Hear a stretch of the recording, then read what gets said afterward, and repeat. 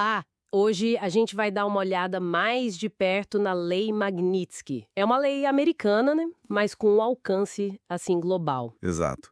Ela foi feita para combater corrupção e violações de direitos humanos, mas de um jeito diferente. Mirando indivíduos específicos, certo? É isso que a gente vai explorar hoje. A história da lei e também o que aconteceria, hipoteticamente, se ela fosse usada contra, por exemplo, ministros do STF aqui no Brasil. Isso.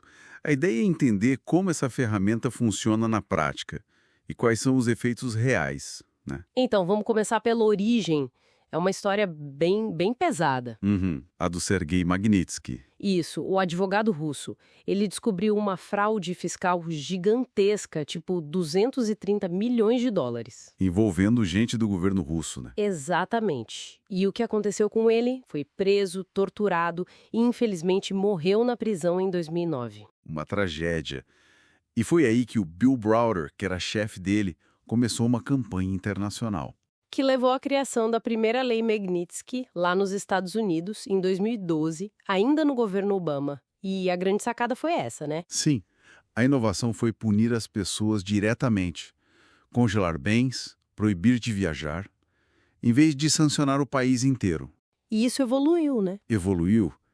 Em 2016 veio a Lei Magnitsky Global, basicamente o Departamento do Tesouro americano, através de um escritório chamado OFAC. OFAC, certo. Isso, o OFAC identifica e sanciona essas pessoas.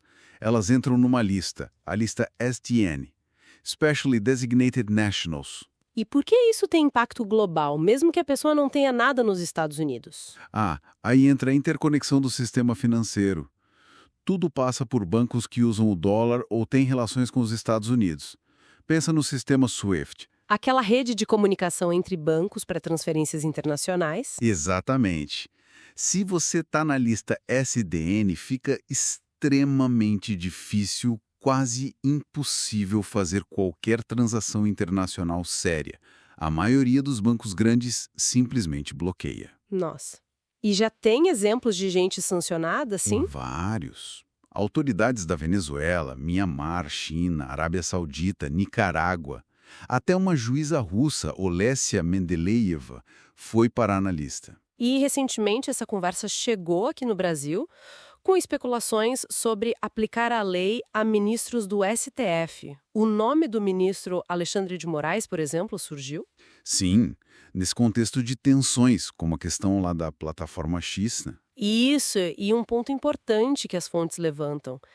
Sancionar juízes de Supremas Cortes de democracias seria algo... Sem precedentes.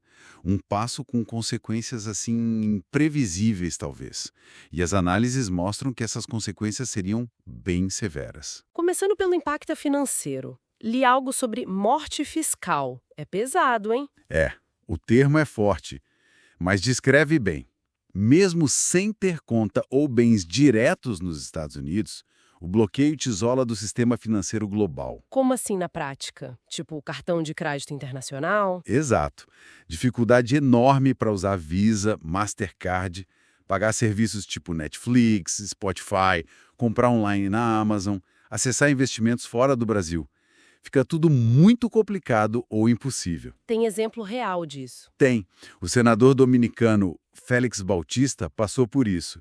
Se a gente imaginar um hipotético ministro João aqui no Brasil, ele enfrentaria esse isolamento financeiro total.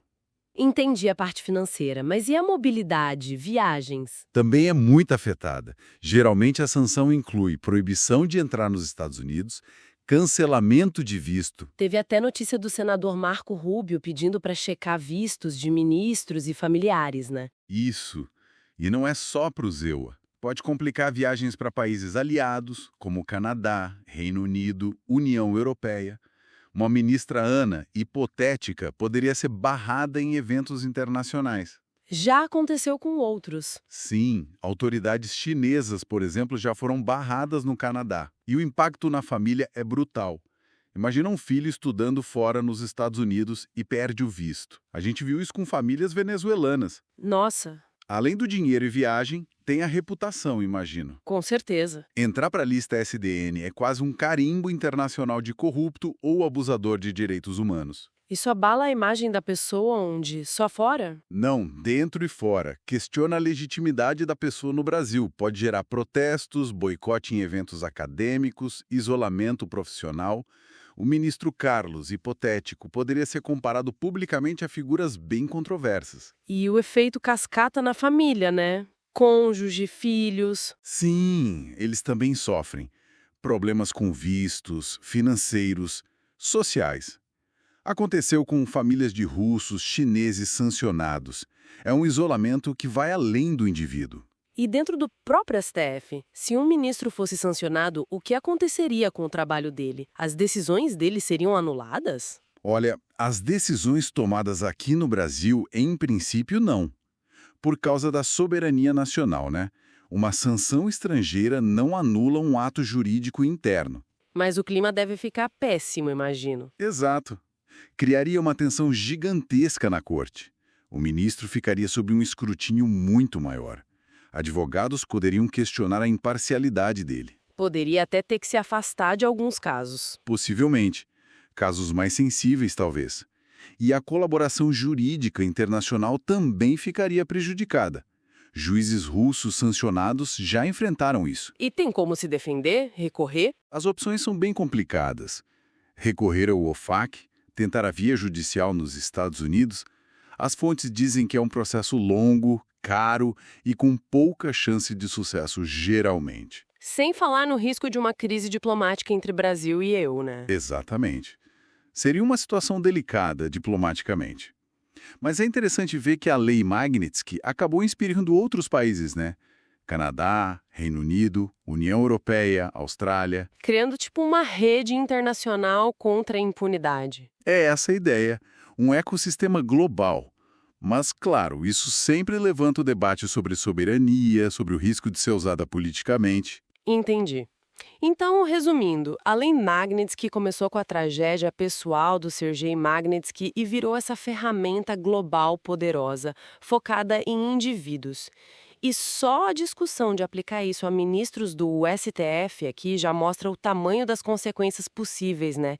Financeiras, pessoais, profissionais. E diplomáticas também. É um pacote completo. Deixa a gente pensando. Sim. E acho que a reflexão final é essa. Pensando além desse caso específico dos ministros, o que essa tendência de sanções individuais que atravessam fronteiras significa para o futuro, para o direito internacional, para a soberania dos países? Como equilibrar a busca por justiça contra abusos e corrupção? Exato.